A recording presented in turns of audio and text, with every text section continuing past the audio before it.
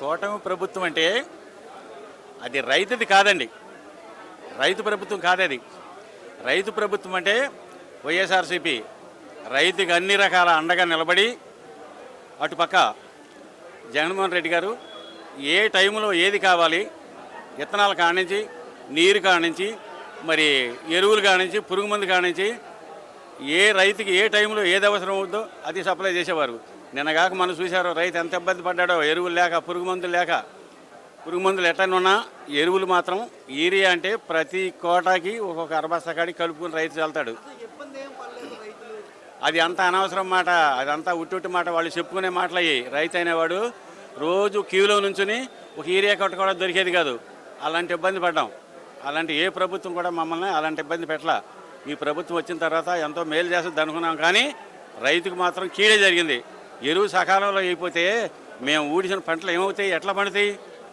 ఇప్పుడు ఎక్కడ చూసినా మళ్ళీ ధీరే దొరుకుతుంది. ఈ టైంలో ఎందుకు మాకు? కాబట్టి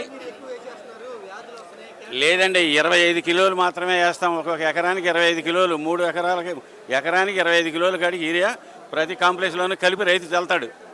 అటువంటప్పుడు ఆ టైంలో యూరియా ఇవ్వకపోతే రైతు ఏమైపోతాడు? మాకు కావాల్సింది ఏంటంటే, ఏ ప్రభుత్వం అన్నా కానీ రైతుకి కరెక్ట్గా టైంలో నీరు ఇవ్వాలి, మురుగునీళ్ళు పోయే ఏర్పాటు చేయాలి. రైతుకి కరెక్ట్ అయిన గిట్టుబాటు ధర గిట్టేదాకా చూస్తే మాకు ఎటువంటి ఇబ్బంది ఉండదు. వీళ్ళు వచ్చారన్నమాట, కానీ ఇవాళ 1750 రూపాయలు, 1780 రూపాయలు ధాన్యం రేటు ఉంటే వీళ్ళు కొనేది ఎంత? 1300, 1350, 1400. రైతు ఎంత నష్టపోతాడండి? ఎంత నష్టపోతాడు?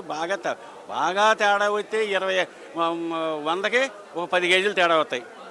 దాన్ని వీళ్ళు ఎంత తేడా చెప్తున్నారండి? అరే రే రే రే రే రైతు అన్నందాలా మునిగిపోయాడు ఈ సంవత్సరం. ఎందుకంటే ఆ తుఫాను వచ్చినప్పుడు అది ప్రభుత్వమే దాన్ని భరాంచుకుని ఏదో ఒక రకంగా రైతుకు ఇబ్బంది లేకుండా కొనుగోలు చేసేయాలి. ధాన్యం అయితే వెళ్తాయి. ధాన్యం కొంటున్నారు, గిట్టుబాటు ధర ఏది? ధాన్యం కొంటున్నారు, వెళ్తున్నాయి. ఒక కోసిన పెట్టిన తర్వాత 10 రోజులకో 15 రోజులకో వెళ్తున్నాయి. గిట్టుబాటు ధర ఏదండి? 1350, 1400. గవర్నమెంట్ పెట్టింది ఎంత? రేపు పొద్దున వీళ్ళు కార్పొరేషన్ ధాన్యం బియ్యం తోలినప్పుడు ఎంత తీసుకుంటారు గవర్నమెంట్ దగ్గర? 1700 రూపాయలు, 1780, 1800 రూపాయలు.